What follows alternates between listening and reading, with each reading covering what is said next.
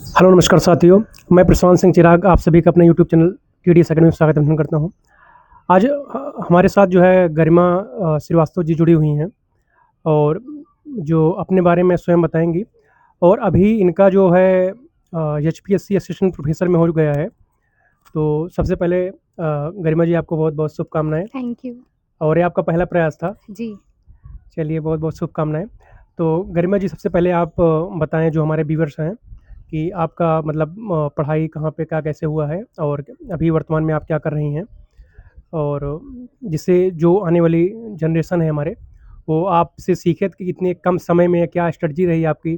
कितने कम समय पहले प्रयास में आपने सफलता इतने बड़े जो है 10th ग्रेड का आपने जॉब पाया हुआ है। तो अपने बारे में पहले संक्षिप्त परिचय दें जो है। मेरा नाम गरिमा श्रीवास्तव है और मैंने अपनी ग्रेजुएशन की पढ़ाई प्रयागराज से की और फिर पोस्ट ग्रेजुएशन मेरा बनारस बीएचयू से हुआ है और 2023 में मैंने पीजी अपना कंप्लीट किया।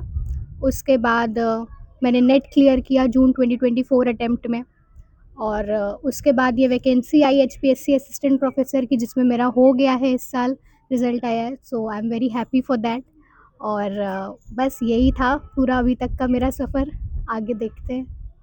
तो गरिमा जी सबसे पहले आप बताइए आपकी तैयारी का मतलब क्या स्ट्रैटेजी थी जो है?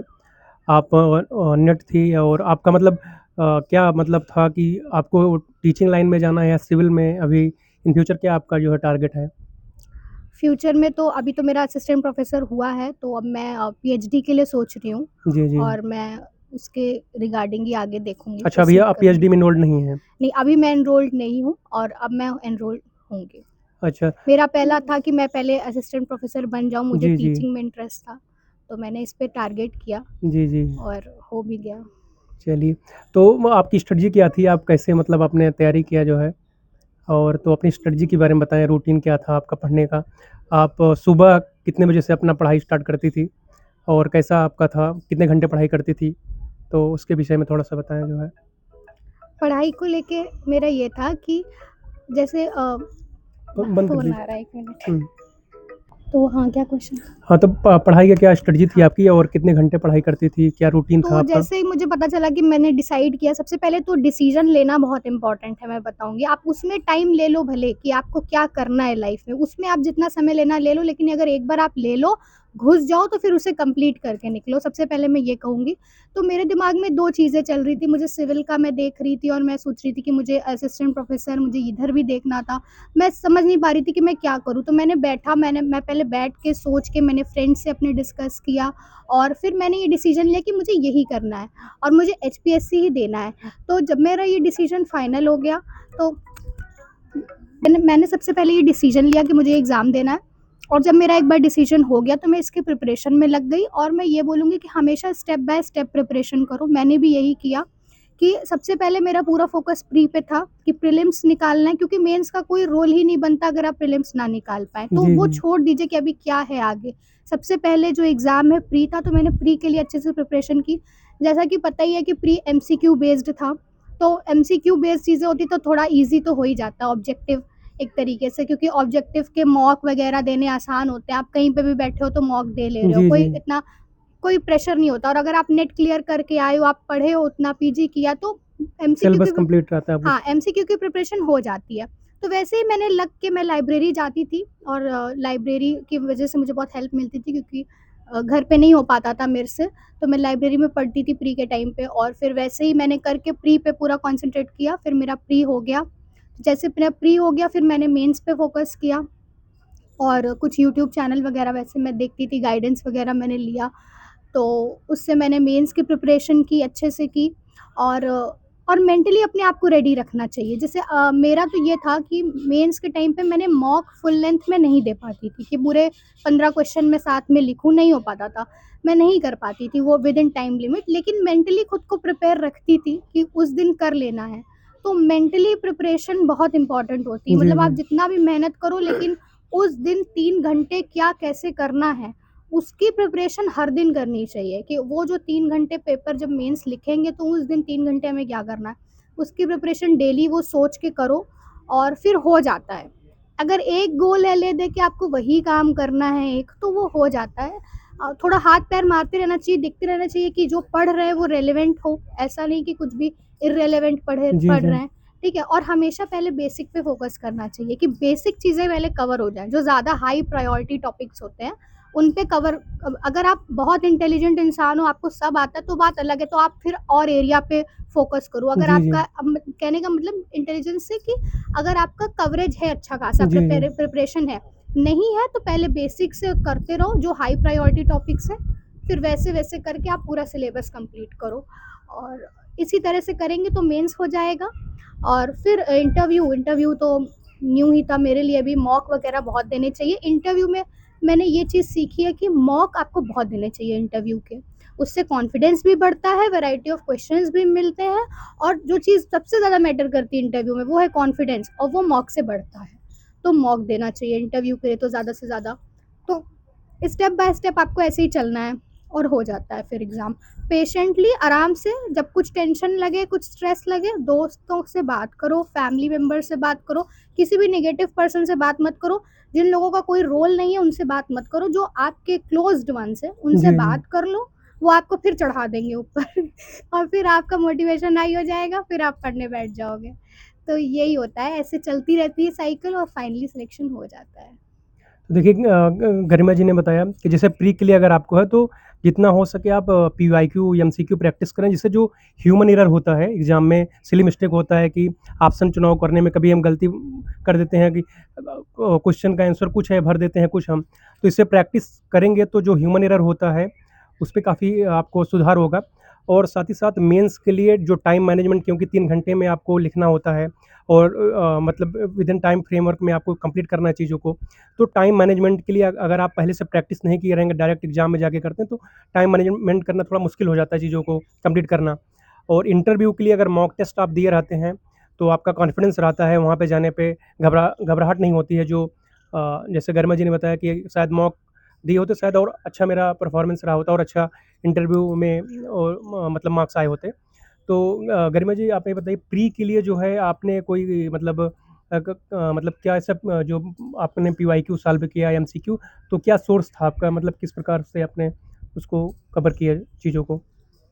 मेरा बेसिकली ये रहता था कि जैसे मैं पीवाईक्यू और सिलेबस दोनों साथ में रखती थी और सिलेबस में मैं देखती थी कि पीवाईक्यू से किस डेप्थ में पूछा जा रहा है। मैं जी, वो जी। डेप्थ के अकॉर्डिंग एमसीक्यूज़ प्रैक्टिस करती तो थी। सोर्स क्या था जैसे जो तो सोर्स मुझे ये था कि मैंने जैसे नोट्स मँगवाए थे, जो असिस्टेंट प्रोफ़ेसर की कंपाइलेशंस होती थी, तो वो मैं देखती थी और बेसिकली और वैसे टॉपिक वाइज़ एमसीक्यूज़ की बुक्स देखती थी।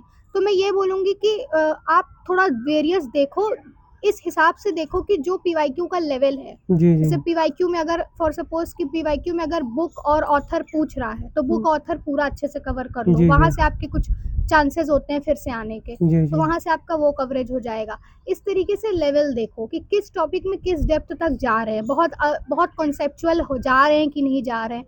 वो सारी चीज़ें एनालाइज़ एक बार उसमें टाइम लगता है, लेकिन वो एनालाइज़ हो जाती हैं तो फिर उस हिसाब से पढ़ना चाहिए, उस हिसाब से पढ़ने पे हो जाता है। और मैं एक बात कहना भूल गई थी, मैं वो बोलूँगी ज़रूर कि कभी-कभी क्या होता है जैसे हमारे मेंस में 15 क्वेश्चन्स आने थे। तो 15 क्वेश्चंस में मैं नहीं कर पाई थी फुल लेंथ की मॉक की प्रैक्टिस कि जी, पूरे जी। 15 मैं एक बार में लिखूँ और मतलब अपने से पूरा 15 लिख लूँ और तो वो नहीं हो पाता था, टाइम नहीं हो पाता था कि 3 घंटे में हो जाए वो पूरा। जी, जी। तो उसके लिए मैं ये बोलूँगी कि आप इस तरह कर सकते हैं कि आप उसको टाइम देख लें, एक क्वेश्चन को आपको फॉर सपोज़ 10 मिनट में करना है, जी, जी। तो आप देख लें कि आप एक क्वेश्चन उठाएँ और 7-8 मिनट में लिख दें जी, और जी। 7-8 मिनट में लिख के रख दें। जभी भी आप फ्री हैं, पढ़ रहे हैं, कुछ करना है, एक क्वेश्चन उठाओ 7-8 मिनट में लिखें। तो इससे क्या होगा आपने भले 15 की प्रैक्टिस नहीं की है, जी। लेकिन आपने जब जब भी लिखा है 7-8 मिनट में लिखा है एक जी, जी। क्वेश्चन को। तो एग्ज़ाम वाले दिन तो वो वाली स्थिति होती है कि कुत्ता पीछे पड़ा हुआ है, हुँ, हुँ। भाग रहे हैं, हुँ, भाग हुँ। रहे हैं। तो जैसे सर ने बताया ना ऐसा फिर उस टाइम ऐसा होता ही है कि इंसान कर ले जाता है। हुँ, तो हुँ। अगर आप 15 नहीं कर पा रहे हैं या कोई भी ऐसा एग्ज़ाम है सब्जेक्टिव जिसमें आप पूरा नहीं कर पा रहे, तो आप एक ही एक क्वेश्चन को लिखते रहिए। जी, जी। लेकिन हाँ, लेकिन उसका लिखने का वही आपका प्रैक्टिस बना रहे। हाँ, प्रैक्टिस बना रहे हो तो आप उसको ऐसे डिवाइड कर सकते हैं कि मैं 7-8 मिनट में एक आंसर लिख दूँगा, 8-9 मिनट में। तो जब आप एक-एक का कर रहे हैं तो उस दिन 15 आएगा तो वो तो हो ही जाएगा फिर। तो जी, जी। हाँ, तो वो ये आप स्ट्रैटेजी यूज़ कर सकते हैं। तो अच्छा सोर्स वगैरह आप जो मतलब बताना चाहें कि फ़िज़िकल के लिए आप क्या सोर्स पढ़ें, जो बच्चे मतलब अभी तैयारी करेंगे, तो सोर्स आप फ़िज़िकल के लिए, ह्यूमन के लिए या प्रैक्टिकल लोग बताते हैं काफ़ी टफ पड़ जाता है जो 10th यूनिट है। तो उसके लिए कुछ सोर्स आप अगर सजेस्ट करना चाहें, जिससे आपने मतलब पढ़ाई किया हो, तो एक-एक सोर्स बता दें आप। तो जैसे मैंने प्री के टाइम पे तो मल्टीपल सोर्सेज ही थे मेरे, क्योंकि एमसीक्यू बेस्ड रहता था तो काफ़ी चीज़ें रहती थी उसमें, तो कंपाइलेशन वगैरह बुक वगैरह ही मैं देखती थी और बुक से पढ़ती थी, स्टैंडर्ड बुक से पढ़ जी। लेती थी, क्योंकि नेट दे के आते हैं बच्चे तो उनको अंदाज़ा होता है ऑब्जेक्टिव का। जी, जी। मेंस के लिए मैंने रिकॉग्निशन आईएएस करके यूट्यूब चैनल है, उनका मैंने लिया था बैच, और उनसे मैंने मेंस का प्रिपरेशन वहीं से किया अच्छा, था। प्रैक्टिस वहीं से आपने हाँ, किया था। मेंस की प्रिपरेशन वहीं से की थी, और फिर उसके बाद इंटरव्यू तो मैंने मतलब ऐसे 1-2 मॉक दिए थे। अच्छा, वो अच्छा। मेरे सर थे, नोन में थे। जी, जी।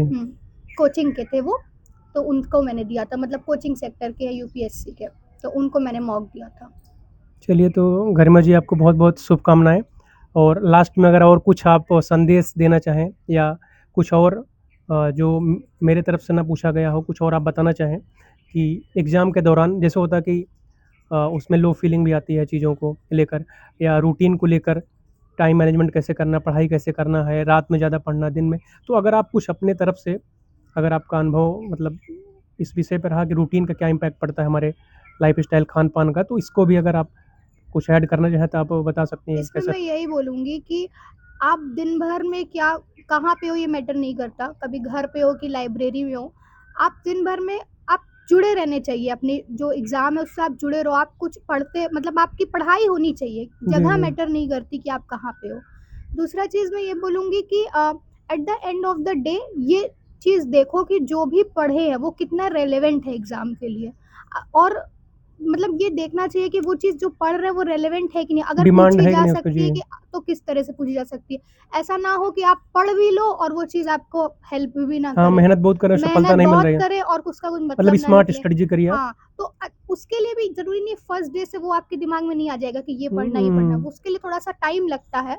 एक पीवाईक्यू जितना 10-15 प्रैक्टिस दिन, 1 करेंगे। महीना भी लग सकता है कि 1 महीने बाद चीज़ें मेरे भी होता था, लास्ट मोमेंट पे समझ में आता था कि ऐसे नहीं, ऐसे करते तो ज़्यादा अच्छा होता। हुँ, तो वो सारी चीज़ें टाइम टू टाइम समझ में आती है। जब आपका एक पोटेंशियल बन जाता है, तो अपने आप वो रिज़ल्ट में दिख जाता है, और वो बनता है ऐसे ही है कि आप डेली जो पढ़ रहे हो, वो ये सोच के पढ़ो कि ये चीज़ें पूछी जा सकती नहीं। अब ऐसा आप कुछ पढ़ रहे हो जो कि उस एग्ज़ाम के मतलब उस एग्ज़ाम के लेवल का नहीं है, वो पीजीटी के लेवल का है, और आपने उसको पढ़ भी डाला तो क्या हो गया? तो हर बार लेवल देख के पढ़ना चाहिए कि आज मैंने जो पढ़ा, जियोमॉर्फोलॉजी पढ़ा, उसमें जो-जो टॉपिक पढ़ा, पहले तो ऐसे टॉपिक पढ़ने कि चाहिए जो हाई प्रायोरिटी हैं। जी, जी। हाई प्रायोरिटी पढ़ के नेक्स्ट यूनिट मैं ऐसे ही करती थी, हाई प्रायोरिटी टॉपिक्स पढ़ के नेक्स्ट यूनिट पे चली जाती थी। सारे यूनिट से पहले हाई प्रायोरिटी टॉपिक्स पढ़ती थी, फिर नेक्स्ट पे आती थी। तो इसी तरह करती थी मैं, और ये ज़रूर दिमाग में लेके चलती थी कि मैं इसमें इतना समय दे रही हूँ, तो इसके कुछ चांसेस हैं कि जी, नहीं? जी। अगर आपके पास टाइम कम है तो इस तरह ज़रूर करना चाहिए। तो यही सारी चीज़ें, और थोड़ा-सा देखना चाहिए, सोर्सेज़ वगैरह भी कई सारे देखने चाहिए। ज़रूरी नहीं कि आप सबको पढ़ो, लेकिन एटलीस्ट देख लेना चाहिए कि क्या-क्या चीज़ें हैं। जी, जी। तो हाँ, कुछ आपसे छूट तो नहीं रहा, ये सारी चीज़ें एंश्योर करनी चाहिए। तो यही सारी चीज़ें, इसमें थोड़ा-सा टाइम देना पड़ता है, ठीक है? 10-15 दिन, महीना भर भी लग सकता है। मुझे भी लगता था सोचने में कि मैं क्या पढ़ूँ, लेकिन हाँ, जब आप वो चीज़ समझ लेते हो, तो वो ज़्यादा अच्छे से फिर अप्लाई होती है। इम्प्लीकेशन ज़्यादा अच्छा होता है। तो वही है, बैठ के डिसीज़न लेना और फिर माइंडसेट बनाना, उस वहीं पे लोग थोड़ा लैग कर जाते हैं, क्योंकि टूटता है इंसान। जी, जी। प्रिपरेशन के टाइम पे बहुत ऐसी सिचुएशन आती, लगता है यार कि मैं पता नहीं सही दिशा मेरा में चल रहा हूँ कि नहीं चल रहा हाँ, हूँ। होगा भी कि नहीं होगा। उसमें चिल रहना चाहिए। स्ट्रेस आएगा, उसका काम है, वो आएगा, उसके लिए फ्रेंड्स हैं। उसके लिए फ्रेंड्स हैं, उनको फ़ोन घुमाओ, इतना ज़्यादा चढ़ा देंगे। आपकी रियल वैल्यू आपको नहीं पता होगी, बट उनको पता रहती है। तो ऐसे लोगों से बात करो, अपने मम्मी-पापा का फेस देख लो, बहुत होता है वो सारी चीज़ें। तो बस ऐसे ही हो कर लेना चाहिए, और बहुत ज़्यादा डिस्ट्रैक्शंस को अलाउ नहीं करना चाहिए, जी, क्योंकि जी। माइंड अगर डिस्ट्रैक्ट हुआ तो फिर वो समय भी जाया हाँ, जाता है अगर और आपने कुछ हाँ, नेगेटिव लोगों से या ऐसे लोगों से ज़्यादा आप कॉन्टैक्ट में आ गए, बात कर रहे हो, उन्होंने पता चला आप किसी एग्ज़ाम की प्रिपरेशन कर रहे हो, वो आपके दिमाग में भर दिए कोई और एग्ज़ाम का बात, अब वो आपके हाँ, चलने वो भी लगे। उसका भी बड़ा तो इम्पैक्ट थोड़ा पड़ता है हाँ, तो कि थोड़ा जिस भी चीज़ की आप तैयारी कर रहे हैं, तो हाँ, सर्किल में, एनवायरनमेंट में ऐसे लोग हाँ, आपके पास होने चाहिए हाँ, कि जो उसी दशा-दिशा में हाँ, लगे फिर हों। ये सोच के और घुसो कि अब कंपटीशन का भी पता चलता है, और आपको हुँ। डाइवर्ट होने का भी जो चांस होता है, उससे भी थोड़ा कम हो जाता है हाँ, आपको। आप क्लियर कर लीजिए ऐसे जाना कहाँ लोगों है से आपको। जुड़े रहो जो पॉज़िटिव हैं आपको लेके, क्योंकि कई-कई बार क्या होता है ना, आप नहीं समझ पाते। जी, जी। आप नहीं समझ पाते कि आपकी क्या वर्थ है और आप क्या कर जी, जी, सकते हो। मेरे बिल्कुल। साथ भी यही चीज़ थी। मुझे खुद मतलब मेरा तो ये मान लीजिए कि मेरा रिजल्ट आ रहा है, उसके बाद भी मेरे को लगे मतलब मैं हुँ, खुश हूँ, बट मेरे से ज़्यादा इतने और लोग खुश हैं कि हुँ, मेरी मतलब ऐसा लग नहीं रहा, मैं खुश होने का मुझे टाइम नहीं मिल रहा है, ऐसा कह लो। हुँ, क्योंकि हुँ, कभी कोई फ़ोन कर दे रहा है, कभी हुँ। कोई अपनी खुशी सब बोल रहा है, तो मैं थोड़ा-सा उस चीज़ों को ग्रैब करने में टाइम लगता है। तो अभी भी मतलब वो जो खुशी होती है ना बनने की, वो मुझे हुँ। थोड़े-थोड़े टाइम पे रियलाइज़ हो रही है। जैसे अभी आपसे मिली तो रियलाइज़ हुई, फिर ऐसे थोड़े-थोड़े टाइम पे वो चीज़ रियलाइज़ होती है, वो जो एक हैप्पीनेस होती है जी, मिलने की। जी। तो यही सारी चीज़ें हैं, इंसान को पेशेंटली लगे रहना चाहिए और सब अच्छे लोगों के कॉन्टैक्ट में रहना चाहिए, जो जानते हैं कि हाँ भाई ये बंदा या ये बंदी कर सकती है। जी, जी, बिल्कुल। हाँ, ये चीज़ होनी पॉज़िटिव चाहिए। एटीट्यूड के साथ आपको पॉज़िटिव पॉज़िटिव लोग एटीट्यूड रहने चाहिए हाँ, फिर ये सोच के चलो कि अब कोई भी एग्ज़ाम आ जाए बीच में मुझे और नहीं देना, मुझे सफलता ये के देना बाद है। भी कि आगे भी हमें बेहतर हाँ, करते रहना है और हाँ, ऐसे लोग रहें जिससे मैं जुड़ के और बेहतर करूँ, हाँ, है ना? बिल्कुल, ऐसे लोगों से और जुड़े रहना अच्छा एक चाहिए। चीज़ और मिस हो गया था आपसे कि इंटरव्यू में मतलब आपका एक्सपीरियंस था, तो क्या सवाल था, क्या कैसे था? इंटरव्यू का थोड़ा-सा आप एक बार बता दें? इंटरव्यू में मुझसे क्वेश्चंस किए गए थे, ज्योग्राफी के भी क्वेश्चंस थे, फैक्चुअल ज्योग्राफी में क्या क्वेश्चंस प्रश्न थे पूछे गए थे आपसे? और जो अब तो मुझे उतना एग्ज़ैक्टली नहीं याद आ रहा है, बट जैसे ऐसे ही क्वेश्चंस थे कि फैक्चुअल बेस थे, बुक राइटर, बुक्स के नाम मेरे पूछे गए थे कि ये बुक किसने लिखी है। स्पोर्ट्स बेस्ड क्वेश्चन थे हरियाणा के, जो स्पोर्ट पर्सन हैं और मेडल्स को लेके क्वेश्चन था और प्रैक्टिकल ज्योग्राफी से भी क्वेश्चन थे। तो ऐसे ही क्वेश्चन थे मेरे। तो कैसा एक्सपीरियंस था आपका?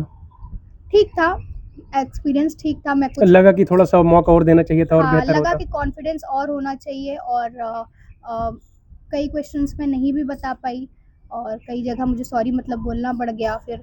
तो ये सारी चीज़ें थी, लेकिन ओवरऑल जब सेलेक्ट हो गए तो फिर थोड़ा-सा ठीक था, यही सारी चीज़ें थी। हाँ, इंटरव्यू के लिए तो मैं ये कहूँगी मॉक देना चाहिए और कॉन्फिडेंटली बोलना चाहिए। बाकी अभी मैं भी बहुत चीज़ें सीख रही हूँ जी, जी, इंटरव्यू बिल्कुल। से रिलेटेड, क्योंकि मेरा भी इंटरव्यू पहला पहला ट इंटरव्यू था। तो पहला अभी फर्स्ट मैं अटेम्प्ट और फर्स्ट हाँ, अटेम्प्ट और में मैं प्रोफ़ेसर बहुत मुझे डायरेक्ट लगता है मैं बहुत अभी छोटी भी हूँ, मुझे भी अभी बहुत सी चीज़ें सीखनी है। हाँ, अ, मतलब इंटरव्यू की कह सकते हैं इंटरव्यू की एक कोई एक दिन की प्रिपरेशन नहीं है कि आप प्री हो गया, मेंस हो गया, फिर आप मॉक देने के बाद मुझे लगता है कि लाइफ़ लॉन्ग प्रोसेस होता है। आप हाँ, जितना लोगों से इंटरेक्शन हो सकता है आपका बेहतर, हुँ। इंटरेक्शन करते हैं, बोलते हैं, तो हेजिटेशन दूर होता है। हाँ, हाँ, वो कॉन्फिडेंस चीज़ें होती हैं। कॉन्फिडेंस आता है बोलने का तौर तरीका, आप किसी स्टेज पर आपको कोई परफॉर्मेंस देना पड़ गया, तो ये सब कहीं न कहीं हेजिटेशन क्योंकि मुझे लगता है कि पढ़ाई के अलावा अदर एक्टिविटीज़ में भी आपको इन्वॉल्व होना चाहिए। कॉन्फिडेंस भी देता है आपको हुँ, और अदर जो है एक्टिविटीज़ करने में भी आपको काफ़ी हेल्प मिलता है ना? तो चलिए आपको गरिमा जी बहुत-बहुत शुभकामनाएँ थैंक यू सो और मच। उम्मीद करते हैं कि एक अच्छे प्रोफ़ेसर के तौर पे आप जो है अपने विश्वविद्यालय में डिग्री कॉलेज में जहाँ पर भी न रहेंगे अपना नाम करेंगी और भविष्य के लिए भी शुभकामनाएँ आप जो भी आपका और लक्ष्य है जीवन का प्राप्त करें।